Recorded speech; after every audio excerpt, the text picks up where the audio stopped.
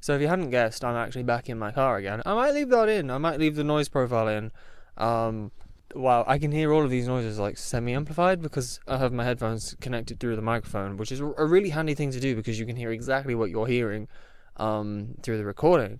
But anyway, hello, welcome back to the Lion's Den. I'm your host Matt as always, and if you hadn't already guessed, it's raining and I'm back in my car because I didn't have a time at home where I could sit down and record for an extended period of time without having to worry about other people. So I thought I would jump back in my car because it was fun. It sounded really good even though it was windy. But apparently rain is not necessarily as easy to block out than the rain. But it's kind of a nice ambience if I'm perfectly honest. So guess who forgot to buy a pop filter again? Oh dang it, there's going to be cars driving by as well because I'm currently sat on my drive at home. And our house is like the first one in the estate, so cars will be driving by constantly, so you'll also hear that. You know what, it's just a chill kind of lo-fi rainy vibe, and every now and again my headphones kind of pop out of the socket. That's an interesting point. I have a Samsung Go mic, that's what I bought, because I wanted something compact, but I also liked the fact that it has the whole integrated clip on it, so you can clip it onto your laptop or onto other things that aren't super thick, which a lot of things are much thicker than the clip would allow for.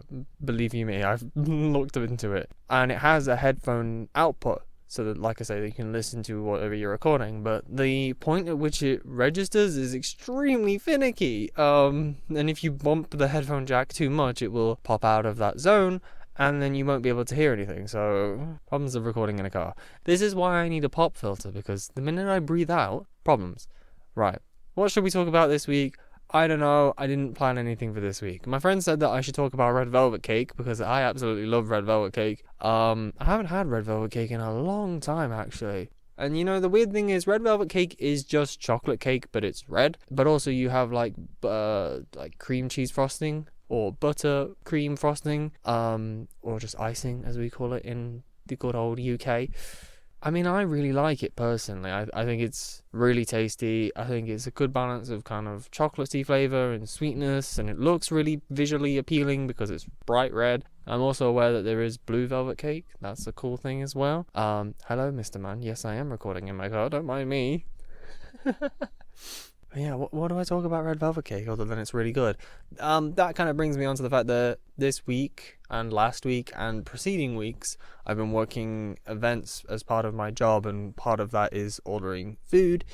That's a whole nother nightmare that I won't get into, but we order cake and whatnot, and I've been kind of going through the cakes that we've ordered. The weird thing is that for the same event, I've ordered the same thing. I've said that 3 times now, but every time it's been slightly different. The only thing that's been consistent is the Victoria sponge cake, because I imagine there's not many ways you can do that.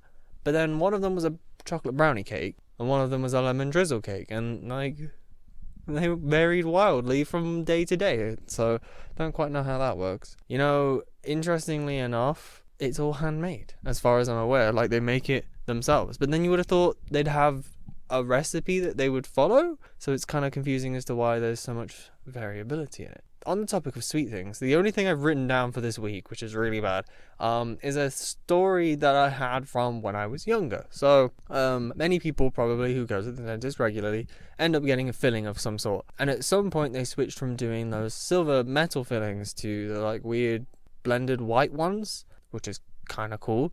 But I had one of the silver metal ones like long ago when I had baby teeth, I think, because it then came out subsequently and my tooth fell out, so it was fine. But the odd thing was, I remember distinctly I was at school and I had a Snickers bar, right? And you know Snickers, it has nuts in it, and it has those little chunks of, I think it's peanut. So I was just there eating the Snickers, and it's got caramel in it, so it's kind of sticky and whatnot, and basically I keep chewing and I'm like, oh, here's some nuts and whatnot, and then there's one that's like really hard, and I'm thinking, oh, this is a really hard nut inside of this Snickers bar, so I'm then like trying to chomp it down, and I just cannot, it's way too hard. So I like pull it out of my mouth, I look at it and I go, oh, that's my filling. The Snickers bar had pulled the filling clean out of my tooth, and I was trying to consume that. So I think I just threw it away and didn't worry about it because I thought, it's my baby teeth, they're gonna fall out at some point anyway, so try not to worry about that too much. Little story from my childhood. Interesting, to be honest. So Yeah. I was gonna come in here and I had something off the top of my head that I was gonna start the episode with, and it's completely gone. I think it was to do with the pop filter and the fact that Amazon is kind of annoying if you don't have Prime, because if you want something that's cheap, like this pop filter I'm looking at, it's like £8 or something. It's not overly expensive. The problem is, if you want free delivery, you have to have a minimum order of £20. I think it used to be £15 as well at one point, which is kind of annoying because now, I have to spend more money to get the one thing I want. And god damn it, Windows, shut up. That was so loud in my ears. With the £20 minimum order, what I try and do is I have regular items I purchase often, like guitar strings, for example, that are maybe £3 to £4 for a pack. So I try and add those on as well. There's a doggo. Hello, doggo. And they are actually sitting in the back of my car. People don't notice me as readily as if I was sat in the front of a car. So there's that. Yeah, my god damn it, this is a really bad place to record because of all of the cars that keep coming by. I have a few items that I buy regularly, like guitar strings. The problem is I have a few things that I can add on, but the order needs to be close to £20 to kind of get there. I need to have already been spending like 17-18 quid, and then I can chuck on like some guitar strings, and that'll push me over the 20 limit. This thing is only 8. What am I gonna buy to add on top for this situation so that I can buy it? I don't know. You know, I'm looking in my car, because my car is weirdly interesting considering it's just a 2004 Nissan Micra. There's this like weird hook that you can extend out, and I think it's designed to put bags on. But I've literally never had a use for it. That's interesting, actually. If it is for shopping bags, I should have been using that this whole time when I have shopping. Because like generally when I go shopping for the odd few bits for the family and whatnot, I've got a single bag. It's got like 4 or 5 items in it. Bob's your uncle. And like I just put it in the footwell on the passenger side, because there's no point putting it in the boot, because I reversed onto our drive anyway. So then getting into the boot would be awkward. I should really have been putting it in there. I can also see the ashtray that I've never used. Cleaned it out when we first got the car. Car was disgusting when we first got it. And the guy who sold it to us, it was a private sale, he was like, yeah, I know it's disgusting, but like, I'm selling it you as is, you know, I'm not trying to oversell it by making it super clean, because, you know, it's an older car, it's kind of beat up. You get what you get, you know, which is fine. Like, I don't mind honesty, and it took maybe, I don't know, an hour to clean it out. It wasn't that bad. They were just kind of wrappers, and there was mud and dirt and stuff. It wasn't particularly gross. But yeah, it's a nice car. And that's the problem, is when looking at newer cars, I'm looking at low spec cars because a newer car is more expensive.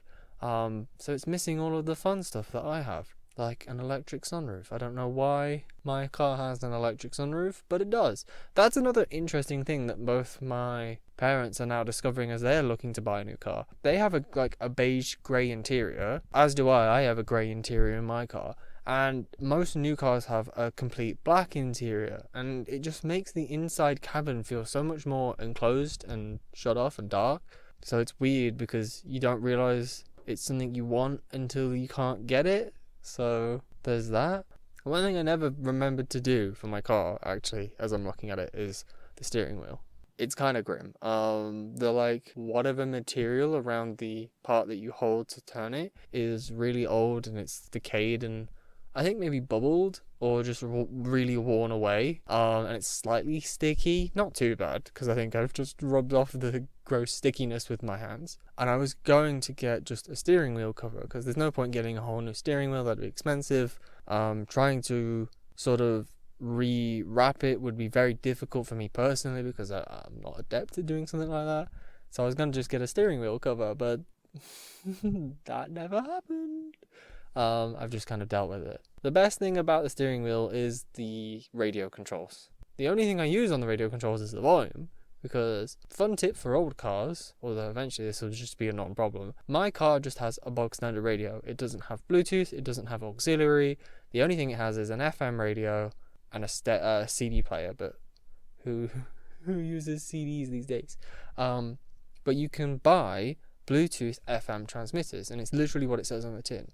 It acts like a Bluetooth speaker to your phone. You connect to it via Bluetooth, and you just send audio, so music or podcasts or whatever.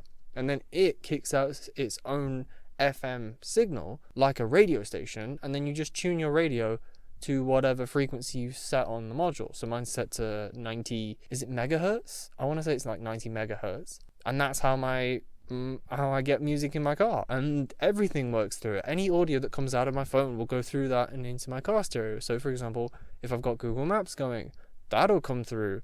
If I've got a podcast going, that'll come through. It's great. It's really handy, and it's simple. It's just a Bluetooth connection, and that's it. You don't have to faff around with your car. You don't have to faff around with your car stereo settings or anything and tapping through menus, especially because in some of the cars I've been looking at, they have a stereo like what I do, but it has things like Bluetooth in it. But then you have to use the weird button combinations to activate settings, and you don't have to worry about any of that. You do it all in your phone. It's great. So if you've got an older car, or if you're buying an older car as like a project car or something, I highly recommend that, because it means, one, you don't have to fork out for a new stereo, and you don't have to worry about messing with all of that stuff. And if you've got a really good sound system anyway, boom, you can use it immediately. And plus, I think it was like 13 quid. It was stupid cheap, and I bought it years ago, and it's worked flawlessly ever since. Oh, and it has a USB port in it, so I can charge my phone. What more do you need? Oh, I think the rain is finally easing up. That's cool. Anyway, I hope you've all enjoyed listening. This has been a really weird episode. I'm very sorry. I've been so busy that I haven't planned anything. So yeah, stay safe, and I will see you all. I'll see you all next week. Oh, I need to stop making noises. Bye.